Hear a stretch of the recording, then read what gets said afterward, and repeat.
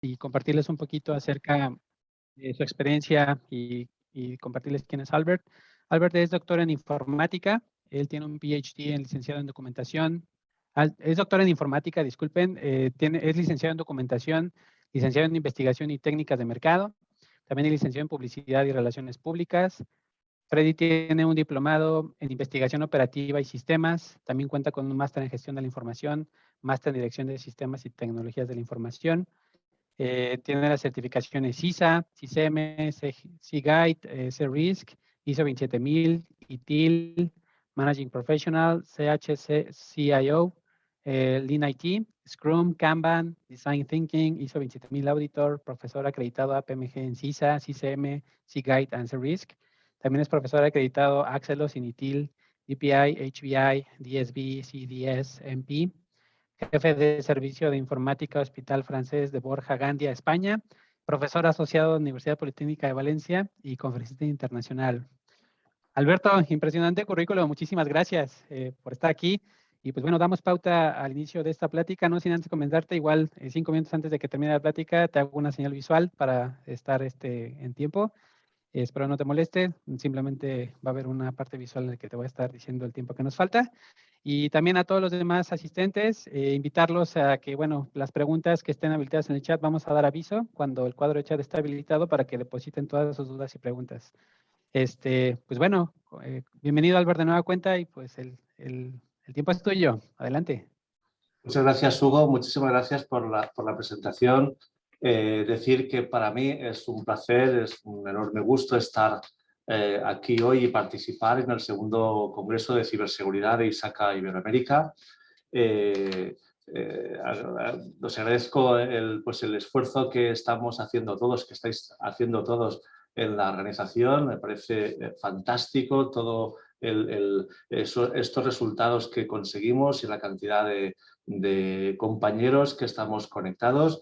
Y bueno, muchísimas gracias, Hugo, como decía antes. Yo voy a hablar durante estos próximos minutos de un aspecto que cada día está tomando una importancia mayor y es cuál es el impacto de los IoT, del Internet of Things o el MIoT, que ya está tomándose el nombre de Medical Internet of Things, de aquellos dispositivos que permiten, conectados al cuerpo, dentro del cuerpo, poder llegar a tomar señales biométricas, lanzarlas a otras capas de servicio, de forma que se pueda evaluar la salud de las personas y a partir de ahí emitir un diagnóstico, un tratamiento, etc. Esto es una realidad. Con el COVID se ha aumentado o se ha hecho más patente el valor que toman el IoT en el ámbito de la salud, ¿no? Lo que cada día está más patente es que supone un beneficio para los gestores, supone también un beneficio para los pacientes y, en definitiva, pues es un elemento que viene a ayudar a mejorar la asistencia sanitaria. No obstante, es un elemento que en muchos casos la seguridad no ha nacido en el propio diseño y presenta algunas vulnerabilidades importantes que se tiene que armonizar, que se tiene que asegurar a fin de que en los próximos años podamos o las entidades asistenciales sanitarias puedan utilizar los MIoT de una manera con garantías que ayuden a los gestores y que ayuden también a los pacientes. Este va a ser mi charla y voy a comenzar poniendo el foco en lo que sería aquellos retos que los gestores actualmente afrontan. Por una parte, afrontan los costes sanitarios cada vez están creciendo más, se tiene que hacer más con menos presupuestos. Eso influye también la tecnología, los avances en la farmacia, en los abordajes terapéuticos, están incrementando los costes en tanto que permiten el abordaje de algunas patologías que años atrás era inviable. Por otra parte, también la accesibilidad a los servicios sanitarios, en tanto que una preocupación importante de los gestores es disponer los elementos necesarios para en cualquier caso poder llevar a cabo acciones para mejorar la salud de sus pacientes, no ya únicamente mejorando esa salud, sino incluso obteniendo una satisfacción de esos pacientes. O sea, que la experiencia en la asistencia de salud produzca no ya únicamente una mejora en la salud, sino incluso una satisfacción del paciente. Y, por supuesto, un reto fundamental son los resultados en salud. Es decir, lo que cada vez está más patente es que hay que abordar este tipo de acciones de manera que se evalúa en el resultado en salud que vamos a obtener. Es decir, en cuál es el porcentaje de mejora que un abordaje terapéutico ha supuesto en una población concreta. Y también que cada vez más tenemos el paciente en el centro de esta asistencia. Los factores que nos condicionan es la distribución de la población, entendiendo que en el caso de Europa, por ejemplo, tenemos una población muy envejecida que va a tener que obligar a un cambio de paradigma o un cambio en cómo se aborda esa asistencia sanitaria. Por otra parte, la cronicidad de las enfermedades. Está probado que hay enfermedades que no se curan nunca, pero podemos vivir bien si las hacemos crónicas. Es el caso de la diabetes, de la hipertensión arterial y muchas otras, pero eso supone un coste para los sistemas asistenciales, un reto para las autoridades sanitarias y también para los pacientes. Otro factor, los avances en la investigación, los abordajes terapéuticos que hemos mencionado hace un momento, el aumento de los costes y un factor también importante, el empoderamiento de los pacientes. Cada vez más los pacientes somos conscientes de cuál es el valor de nuestra salud y cuál es el papel que nosotros jugamos dentro de lo que sería la mejora de nuestra salud. Ya no dejamos nuestra salud en manos de los profesionales, con aquella frase tan, bueno, doctor, lo que usted considere, sino que cada vez más tomamos un papel activo en nuestra salud. Por lo tanto, nos intentamos informar más de aquello que nos acontece o que nos ocurre, nos intentamos informar más de cuáles son los procesos que pueden mejorar nuestra salud, siempre teniendo a los profesionales como los actores principales que van a tener ese papel preponderante en la asistencia sanitaria. Y también un factor que nos ha impactado enormemente ha sido la pandemia COVID, que ha permitido hacer un test sobre todas aquellas tecnologías, todas aquellos abordajes o planteamientos que hace 3 años entraban dentro de lo posibilista y, sin embargo, ahora hemos tenido un marco perfecto para la prueba de todo aquello que supone la teleasistencia, la asistencia a distancia, donde se han incorporado también los dispositivos iPads. Abondando un poco y simplemente para puntualizar el concepto de paciente empoderado, un paciente informado, que entiende su rol y dispone de las nociones suficientes. Es decir, es aquel paciente que se siente una parte activa de su proceso asistencial. Es quien tiene que decidir qué es lo que los profesionales han de hacer dentro del abanico de las opciones. En cualquier caso, las organizaciones sanitarias en estos momentos podemos encontrar ya que las tecnologías de la información han aterrizado en este tipo de organizaciones y encontramos redes sanitarias, hospitales conectados, donde existen conceptos que todos conocemos como la historia clínica electrónica, aquellos sistemas donde los profesionales van escribiendo todo lo que acontece, van decidiendo en base a los diagnósticos, los sistemas de laboratorio, donde directamente los analizadores vuelcan sus resultados a estos sistemas para que sea más fácil para los profesionales, los sistemas de imagen como el PACS, sistemas de inteligencia de negocio, Business Intelligence, cada vez más, una capa adicional que transforman los datos en información y conocimiento, y es más frecuente cada día encontrar infraestructuras multiservicios donde los profesionales pueden utilizar dispositivos diversos, incluso a distancia, para poder interactuar con los pacientes, de manera que podemos llegar a realizar electrocardiogramas desde el domicilio, poder tomar la tensión arterial desde el domicilio y poderlas enviar a la historia clínica, etc. Y en ese contexto entendemos que las organizaciones sanitarias están ejerciendo un papel de transformación digital y en ese sentido, pues bueno, necesitamos profesionales más orientados hacia ese contexto, así como los pacientes.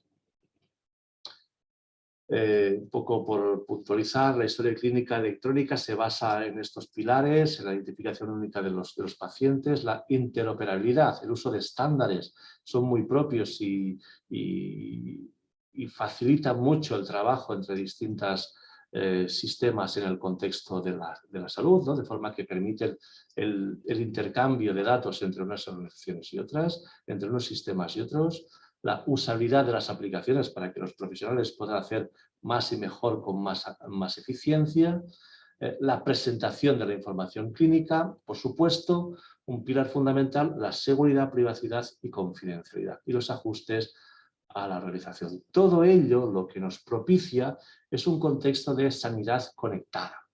Esa sanidad incorpora aspectos, como hemos mencionado, de historia clínica electrónica, imagen médica digital, los monitores de constantes, la telemetría, los holters, esos dispositivos que llevamos durante X horas para que nos midan nuestra tensión arterial durante un periodo de tiempo.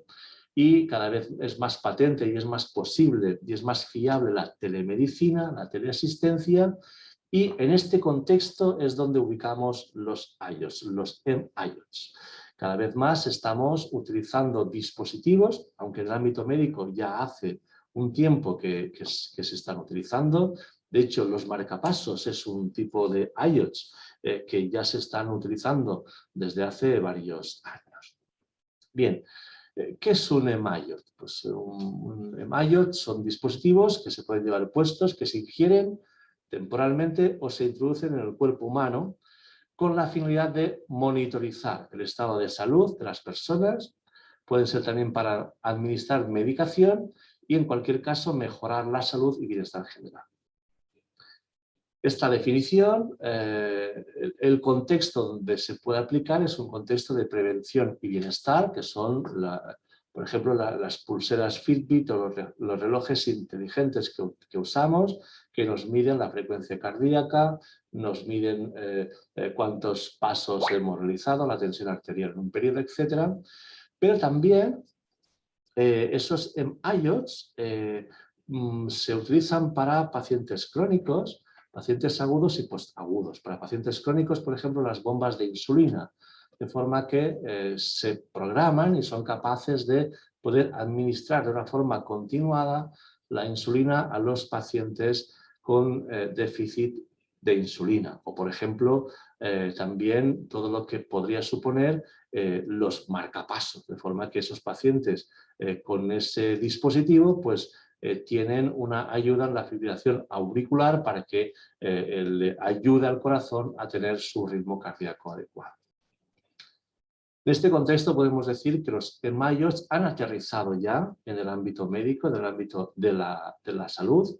Podemos diferenciar aquellos que son del mercado de consumo, como los Fitbits o como los relojes inteligentes, y otros que se usan en el contexto terapéutico, en el contexto de la prescripción terapéutica y que bueno, se están utilizando desde hace un tiempo y que cada vez más están teniendo su hueco en el ámbito asistencial. Por ejemplo, tenemos implantes cocleares para las personas con deficiencia auditiva, tenemos los marcapasos, tenemos las bombas de insulina, tenemos estimuladores gástricos, tenemos neuroestimuladores.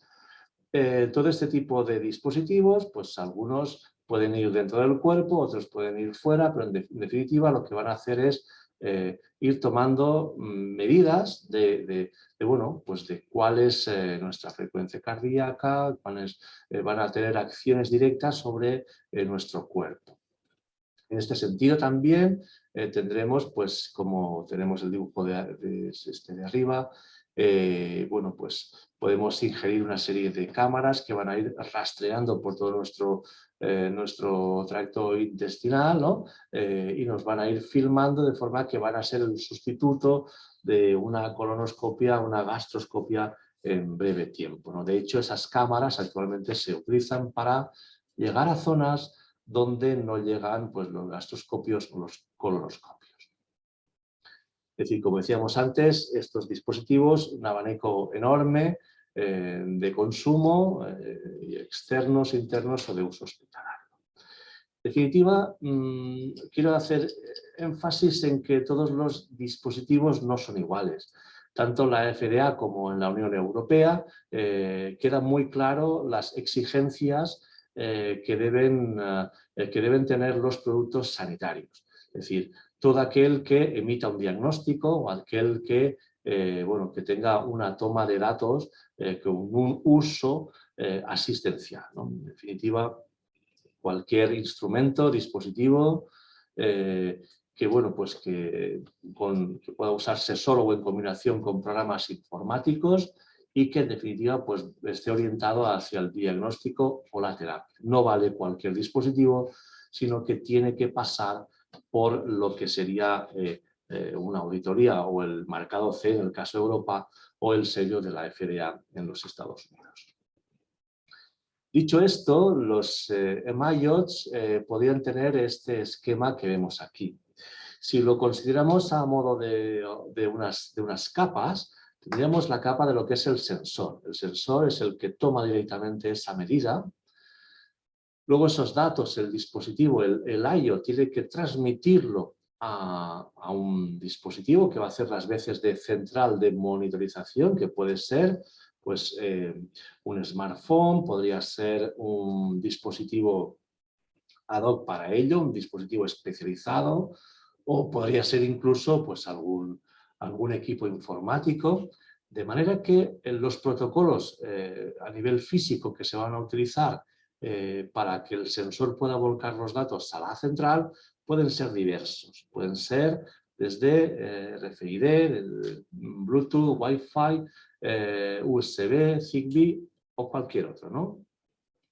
En ese sentido, aquí tenemos un primer elemento de vulnerabilidad, ¿no? En el sentido de que hay que fortalecer esa comunicación para que los datos que se transmitan son aquellos que realmente necesitamos transmitir y que no tienen variaciones en ese transcurso. Luego la central de monitorización es la que va a transmitir a otras entidades, ¿no? A otras capas, todos los datos que han tomado de estos sensores. Van a transmitir a la historia clínica electrónica, van a transmitir a otras entidades que pueden hacerlo a través de un contexto local o también pueden hacerlo usando redes públicas, ¿no? En este sentido, pues aparece una serie de condicionantes de forma que nos permitan asegurar que los datos que se transmiten no tienen una intervención por parte de un tercero. También quisiera señalar que estos datos que se transmiten deben estar supeditados a una mensajería, a unos protocolos que le dan un cuerpo semántico a la información, en este caso HL7 Fire o DICOM, entre otros. Es decir, que podemos entender que la transmisión o que el uso de estos MIOTs podemos verlo como una serie de capas de servicios, donde en las capas más altas tendremos proveedores que van aportando valor a esa información tomada desde el dispositivo e incluso están emergiendo nuevas formas de negocio por los intermediarios que surgen aportando valor a los datos tomados desde los sensores. Como hemos comentado anteriormente, bombas de insulina, ejemplos de IOS, marcapasos, las cámaras que se ingieren y que van grabando todo el transcurso hasta que salen del cuerpo, las bombas de insulina, los monitores fetales, que pueden ser muy interesantes para aquellas mujeres embarazadas y que puedan tener un contacto con su ginecóloga a distancia, sin necesidad de ir a la consulta, o incluso que tengan una monitorización constante y que esos datos puedan ser accedidos por los expertos a fin de que puedan recomendar nuevas pautas o incluso en fin, ser elementos fundamentales para un diagnóstico precoz que pueda surgir. Luego también lo que sería, pues bueno, todos los electrocardiógrafos. Esto que vemos aquí en la parte derecha es un electrocardiógrafo que además, pues bueno, pues hace una medición en fin, de la frecuencia de respiración, la temperatura, la postura del cuerpo, entre otras muchas cosas. ¿Qué beneficios aporta el mIOT? Los beneficios, fundamental. Uno de ellos es la frecuentación de los pacientes a los servicios sanitarios. En tanto que el paciente puede estar en su ubicación habitual, en su casa o donde sea, y tenga un dispositivo que le va midiendo las constantes, si somos capaces de hacerlas llegar al profesional que va a utilizarlas para diagnosticar o para decidir cuál es el mejor tratamiento para ese paciente, pues estamos haciendo que la asistencia sea de otra manera. Eso hará que los hospitales, que los centros asistenciales, pues estén más preparados para recibir a los agudos y no tanto para aquellos que puntualmente han de ir a realizarse una toma de constantes o a hacer una visita rutinaria. Todo esto puede sustituirse por los IOTs. Luego también esto supone una disciplina, una implicación de los pacientes en la cadena de valor asistencial, en tanto que va a suponer una adherencia a llevar esos mIOTs, a poderlos utilizar, a poderlos tener consigo, ¿no? Luego también un beneficio de los mIOTs puede ser una adherencia o posibilitar una adherencia de la población a los hábitos saludables mediante la gamificación. Y eso, pues bueno, todos conocemos estos sistemas que, bueno, que nos van indicando en el teléfono móvil, pues nos van midiendo cuántos pasos damos o alguna que otra constante y nos van dando ánimos acerca de, bueno, pues ha conseguido usted el reto, usted ha conseguido este objetivo, ¿no? Luego también la aparición de operadores intermedios y nuevos modelos de negocio. Y luego, importante, todos los datos que van generando estos dispositivos tienen un valor epidemiológico enorme para los sistemas sanitarios. Con un coste de adquisición muy bajo, podemos meterlos en procesamientos de Big Data de forma que al final podamos tener una medida objetiva de cuáles son los hábitos y cuál es la influencia o cuál es el impacto de algunos hábitos o de unos elementos en la salud de las personas. Y en cualquier caso, fruto de todo ello, los gestores han encontrado una oportunidad excelente para la reorganización de los recursos y de los procesos asistenciales.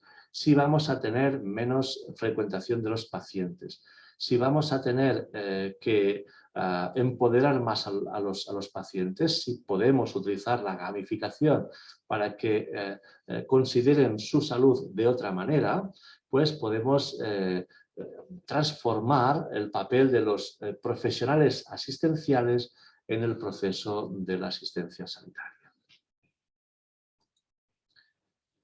En cualquier caso, lo que supone es una aportación fundamental al Big Data sanitario, de manera que van a aportar información valiosísima para el diagnóstico, para los ensayos, para la investigación de todo tipo de patologías o a partir de los datos que ofrezcan esos IOTs, a través de las apps que se puedan publicitar, etc.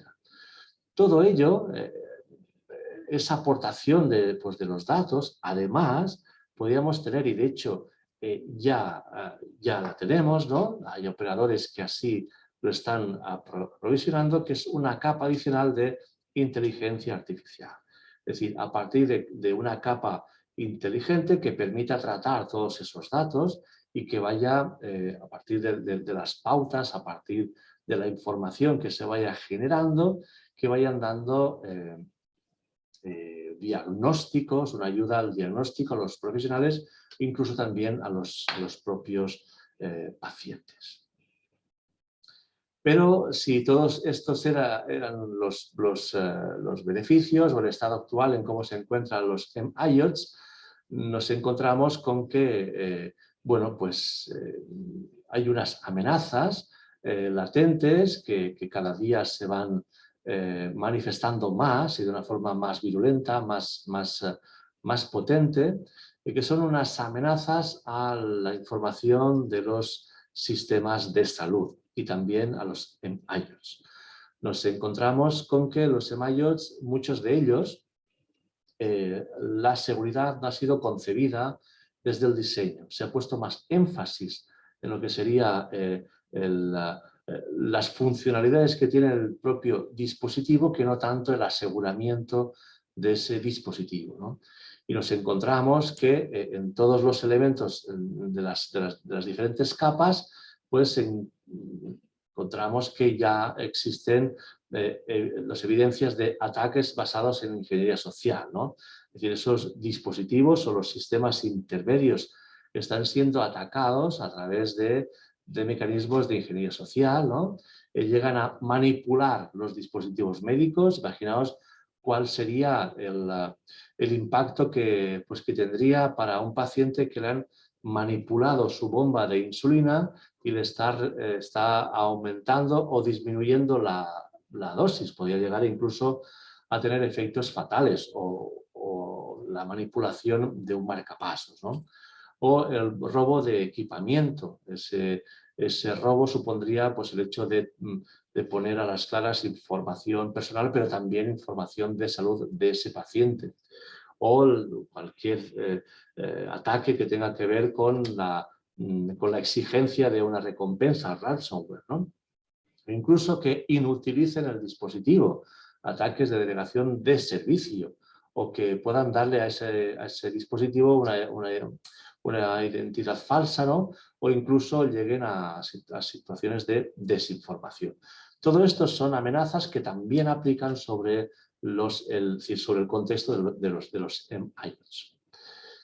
En este contexto, quisiera compartir con todos vosotros el Instituto ECRIS, es una organización independiente de los Estados Unidos cuyo objetivo es la mejora de la seguridad, la calidad y la atención de los pacientes en un entorno sanitario a nivel mundial, ¿no? Cada año publica el top 10 de los peligros de la tecnología de la salud, ¿no? En el año 2019, el peligro más importante de toda la tecnología, independientemente de cuál era el origen, si era de aparataje médico o del tipo que fuere, el más importante era que los hackers podían explotar el acceso a sistemas de forma remota, ¿no? Es decir, esto nos da idea de cuál es la consideración que la ciberseguridad tiene en el ámbito de la salud. Es decir, ya en el 2019, pues el peligro número uno era precisamente eso. Más que limpiar, pues, en fin, pues las intervenciones quirúrgicas o las alarmas en los ventiladores, etc. También en el año 2020, pues la ciberseguridad pues estaba en ese top 10 también, estaba en el puesto número 7, ¿no? Entonces, en base a todo ello, nos da idea de cuál es la importancia que la ciberseguridad pues, tiene sobre el ámbito de la salud. Principalmente porque se están produciendo muchos ataques muy continuados. El contexto COVID ha supuesto tener que utilizar las redes de telecomunicaciones, tener teleasistencia, telesalud, ¿no? Y eso ha destapado muchas vulnerabilidades de sistemas obsoletos, de sistemas que no eran suficientemente seguros, y ha producido ataques de todo tipo en todos los países, más avanzados, menos avanzados, y lo que nos da idea es que bueno, tenemos que asegurar más los dispositivos para realmente poder estar protegidos. También la Agencia Europea de Seguridad de Información pues pone en el primer, es decir, como primer puesto que lo más vulnerable es la interconexión de los sistemas de información clínica. Es decir, más que los dispositivos móviles, es la interconectividad entre unos y otros, ¿no? Bien, ante esas amenazas y la situación en la que nos encontramos, lo que nos planteamos ahora es cuáles son las vulnerabilidades bueno, pues que podemos señalar, ¿no? Pues bien, lo que decíamos, esa interconexión entre dispositivos, entre el iOS y el smartphone, entre el iOS y la central de monitorización, ¿no? Y luego pues a través de ahí ese volcado de la información en la historia clínica electrónica, la comunicación entre dispositivos y sistemas heredados, es decir, que todos los sistemas deberían estar con un grado de seguridad suficiente. Hay sistemas heredados que no las tienen, ¿no? El acceso remoto a los dispositivos para asegurar esos accesos, ¿no? La seguridad física. Luego también una vulnerabilidad son los parches que puedan tener las actualizaciones de software que tengan los dispositivos y todos los elementos de las diferentes capas, ¿no? Para interpretar el dato como se corresponda, para fortalecer el dispositivo. Luego también una vulnerabilidad es la vida útil de los dispositivos médicos. Es decir, en definitiva, pues hay que propiciar una actualización de los dispositivos para que podamos utilizar aquellos que nos ofrezcan unas garantías mayores. De hecho, la obsolescencia técnica es uno de los factores más vulnerables que tenemos en el ámbito médico. El hecho de que se estén utilizando dispositivos que, aunque funcionalmente son útiles, no dan la garantía necesaria para que puedan trabajar en un contexto interconectado. Luego también lo que sería una vulnerabilidad es el control de los accesos. Hay algunos dispositivos todavía existen donde el control de acceso, pues como tal, no existe, ni siquiera a niveles de login y password.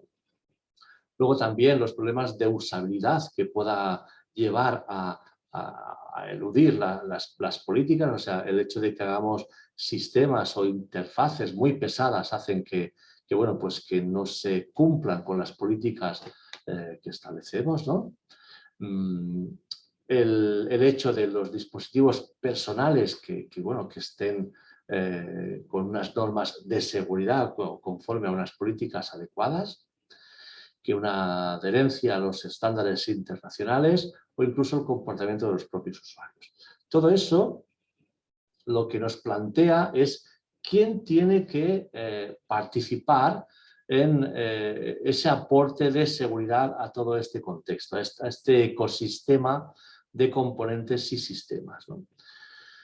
Está claro que la tecnología tiene que propiciar dispositivos que sean seguros. La tecnología sanitaria, los ingenieros tienen que crear dispositivos que, bueno, pues que funcionalmente hagan lo que tengan que hacer, pero en colaboración con las tecnologías de la información tenemos que hacer que los dispositivos sean funcionalmente seguros.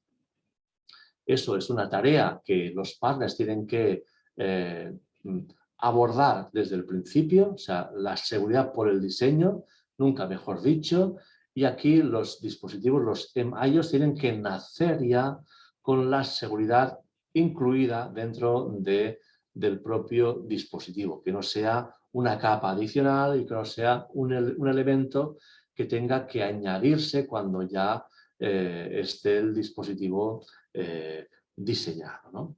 Luego también supone un uso adecuado, una adherencia de uso por parte de los pacientes, un uso adecuado, por supuesto de los profesionales sanitarios que tienen que utilizar adecuadamente los dispositivos, tienen que aportar su cuota de seguridad al ecosistema que estamos comentando, y las organizaciones sanitarias se tienen que posibilitar, tienen que exigir que esos dispositivos sean seguros, pero también posibilitar a los pacientes y a los profesionales que sean capaces de aportar su grano de seguridad a este sistema. Todo ello porque ya tenemos evidencias de ciberataques. Ciberataques en Irlanda, donde obligó a cerrar el sistema informático de la sanidad pública. Esto es del año 21, de mayo del año 21. También otra noticia de hospitales de Nueva Zelanda, donde pues bueno, pues después de un ciberataque incluso llegan a suspender intervenciones quirúrgicas, incluso a parar el centro. También en un hospital en Iowa, 500.000 historiales clínicos robados en un ataque de ransomware. En definitiva, pues bueno,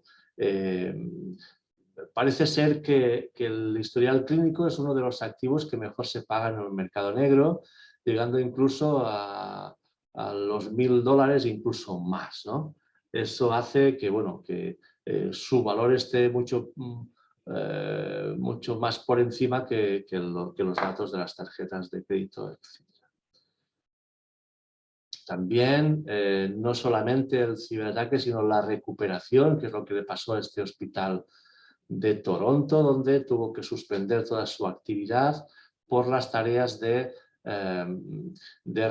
recuperación, ¿no? Y luego también en estos casos se ha hecho patente la debilidad de los planes de recuperación de muchas organizaciones de este tipo, ¿no? Luego incluso se plantea que, bueno, incluso un paciente falleció por causa de un ciberataque.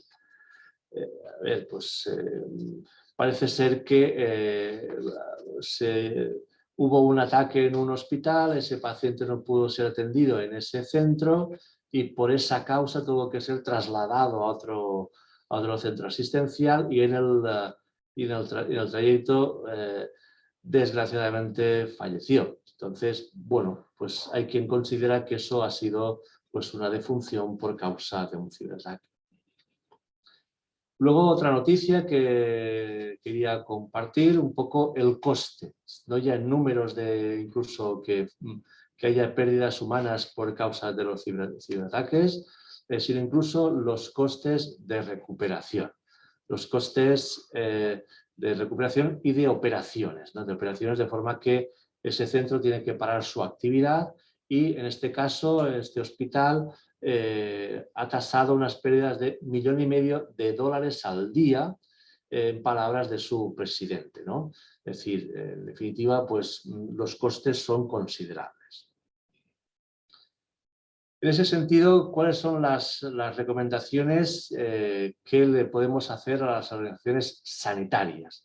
Bueno, pues en primer lugar, a efectos o en aras de reforzar los EMAIOS como un elemento importante para la eficiencia sanitaria, etcétera. Gracias, Hugo. Por un lado está considerar la seguridad como un elemento estratégico. Es decir, es fundamental que las organizaciones de salud manejan un activo muy codiciado en el mercado negro y son el blanco en los últimos tiempos de los ciberataques. Por lo tanto, todo ello tiene que concienciar, tiene que mover los presupuestos para que la seguridad tenga que ser considerada un elemento estratégico en las organizaciones asistenciales. Una vez considerado eso, hemos de considerar la ciberseguridad de una forma metodológica, con un abordaje robusto y una gestión eficaz para, de una manera holística, poder proteger los activos, las personas e incluso también todo lo que supondría la información y los procesos, ¿no? En cualquier caso, implementar también medidas de seguridad de vanguardia. Es cierto que es muy difícil estar siempre en la vanguardia, pero el hecho real es que los hackers van por delante y que necesitamos estar en la vanguardia de las medidas que nos puedan proteger, ¿no? Considerar los IOs como un elemento fundamental y protegerlos en la medida oportuna. También llevar a cabo labores de concienciación de los empleados y de los pacientes. Entender que una parte fundamental de ese abordaje estratégico de la seguridad y de la ciberseguridad pasa por asumir un abordaje basado en riesgos y una evaluación de la vulnerabilidad, incorporar programas de auditoría para comprobar que todos los elementos, todos los controles están adecuadamente implantados y que cumplen su función y detectar las debilidades oportunas. En todo caso, y quisiera cerrar como que las amenazas de la ciberseguridad impactan directamente en la seguridad del paciente. Aquí no estamos hablando de que impacta en dinero, no estamos hablando de que impacta en activos, sino que impacta en las vidas de las personas. Y es que realmente proteger la información de salud es realmente proteger la vida de las personas. Muchas gracias a todos.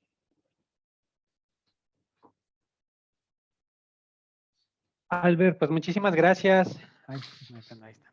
Muchísimas gracias por tu plática, bastante interesante y de mucho valor en este aspecto. No cabe duda que igual pues, es todo un reto enfocarnos en este tipo de enfoque y pues que cada vez va siendo más crucial año con año, ¿no? Y sobre todo la evolución de estas tecnologías para, sobre todo enfocándolas en el ámbito de la salud, ¿no? Te agradecemos mucho la introducción bueno, yo no conocía algunas de estas tecnologías, bastante interesante y pues todos los retos que conlleva y pues de antemano agradecerte por tu participación. Quiero hacer el anuncio, vamos a abrir oficialmente el chat para preguntas. No sé si tengan alguna pregunta que nos quieran compartir, algo que estamos ahorita aquí atentos a leer estas preguntas para compartírselas a Albert. Y pues bueno, aquí andamos dispuestos. No sé, alguien más que quiera comentar o escribir sus preguntas, estamos aquí al pendiente.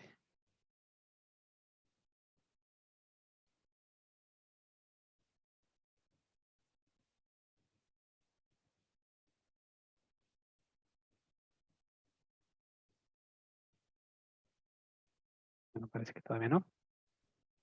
Estamos pendientes de si alguien nos manda una pregunta directa. Ok, Guillermo Segarra nos comenta, Albert, por favor, ¿podrías comentar de una experiencia exitosa en la implementación de un sistema de ciberseguridad en entidades hospitalarias? Bueno, experiencias claras y rotundas, pues bueno, el sector salud podríamos decir que se caracteriza por no estar en primera línea la implantación de las TIs. Hay otros sectores como la banca, etcétera, que tiene mayor recorrido, ¿no? Dicho esto, comentar también que actualmente, pues bueno, sí que existen en las organizaciones, al menos en España, las organizaciones públicas tienen sistemas robustos que permiten detectar a diferentes niveles los ataques, pararlos antes de que produzcan ningún daño y eso supone inversiones bastante importantes, pero en definitiva la sanidad pública en España está bastante concienciada y de momento en el ámbito público no hay ataques de mención. Sí lo hay, por ejemplo, en España en algunas de las organizaciones privadas, eso sí, pero en el ámbito público sí que no hay constancia de ataques un ciberataque y que haya tenido éxito. Muchas gracias, Albert. Tenemos otra pregunta. Dice, ¿existen acuerdos, por parte de Milton Chávez, existen acuerdos internacionales referidos a la seguridad de dispositivos de MIoT? A nivel internacional, no. Pero bueno, sí es cierto que hay dos líneas. Por una parte, la que exige la FDA para que se utilice un dispositivo como producto sanitario, hace falta que pase por una serie de requisitos. Actualmente eso está teniendo una importancia mayor por la incorporación de una lógica previa en los dispositivos, una lógica previa que permite discriminar o que permite ayudar al diagnóstico, todo lo que es Machine Learning incorporado dentro de los dispositivos. Y también, tanto la FDA como en el ámbito de la Unión Europea, hay una normativa muy clara y muy exigente para que un producto, tanto sea software como hardware, es decir, pueda utilizarse en el ámbito de la salud. No es lo mismo la pulsera que nos podemos comprar o el reloj inteligente que nos mide los pasos que otros dispositivos más enfocados y que se utilizan para el diagnóstico clínico. En ese caso tiene que cumplir una serie de requisitos que no es fácil en general, que son requisitos muy exigentes. Muchas gracias, Albert. De parte de Adriana Acuña, dice, ¿es común escuchar que los fabricantes sobreponen la funcionalidad de sus productos sobre aspectos como la seguridad? En su experiencia, ¿esto es así o ya se pone más atención en ello? Bueno, cada vez más encontramos que los productos que se comercializan en estos momentos ya incorporan unas medidas más robustas. Pero como dijimos, hay muchos dispositivos con cierta obsolescencia, de hace 10 años o incluso un poco menos, donde las medidas de seguridad aplicadas son mucho menores que las actuales. Por lo que si tenemos en uso un dispositivo con un tiempo de vida en esa franja de 8 o 10 años, pues es posible que estemos utilizando un dispositivo con insuficientes medidas de seguridad. Pero sí, hay una concienciación y cada vez más hay más concienciación. Gracias, Albert. De parte de Alberto Valadez, dice, la ciberseguridad en IoT es demasiado crítica y depende desde los dispositivos, el almacenamiento en sitio de la información médica y lo más importante, su envío en modo real a los involucrados de la salud. En este sentido, ¿consideras conveniente el uso de uno o más redes de respaldo en línea real para evitar la denegación de servicio? Claro, aquí un factor que no hemos comentado, pero que va a darle un aire diferente a todos los MIoTs es el 5G. 5G va a posibilitar otra forma de poder utilizar este tipo de dispositivos donde la comunicación va a ser mucho más eficiente y en ese sentido el establecimiento de caminos alternativos o redes diferentes pues puede ser una opción. No obstante, lo que se precisa es un aseguramiento de extremo a extremo. No únicamente en la parte de lo que sería el transporte, sino de extremo a extremo. Y eso lo que parece ser, y según los expertos, va a haber una irrupción de nuevos operadores, de forma que algunos se dediquen a ofrecer garantías en ese proceso y otros valor añadido a todo el flujo de información desde que se obtiene el dato hasta que se deposita en la historia clínica. Gracias, Albert. De parte de Juan Froiland, dice, además de implementar un CGSI como el de ISO 27001, ¿existe alguna ISO o framework que apoye a robustecer la seguridad en el sector salud?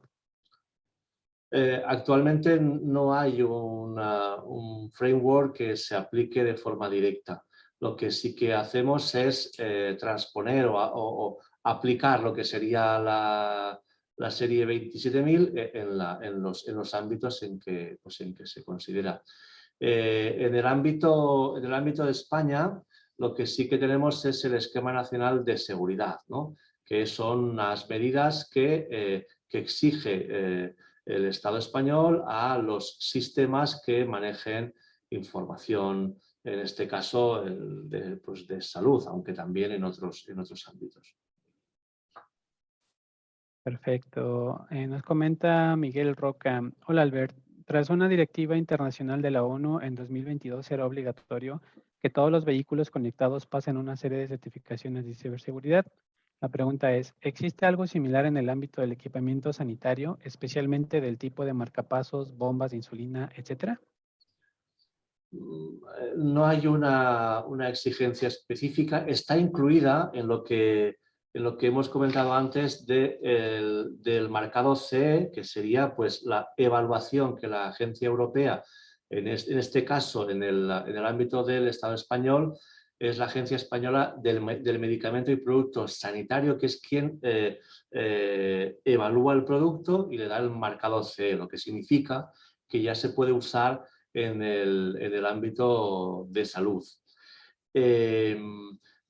Exigencias específicas de ciberseguridad, no, pero sí es cierto que sí hay alguna indicación que se encuentra dentro de las exigencias de la Agencia Española para asignar el marcado C, y en el ámbito de la FDA en Estados Unidos igualmente. Es decir, entre las exigencias hay algunas que tienen que ver de una forma muy clara con la ciberseguridad. Albert, pues muchísimas gracias. Yo lamento mucho de tener las siguientes preguntas. Cualquier cosa, pues bueno, aquí en el chat vamos a seguir monitoreando preguntas y respuestas. Igual se las vamos a compartir a Albert. Y vamos a estar aquí de antemano, Albert, de nueva cuenta, muchas gracias. Estamos aquí, pues bueno, continuando con la siguiente plática. La siguiente plática va a ser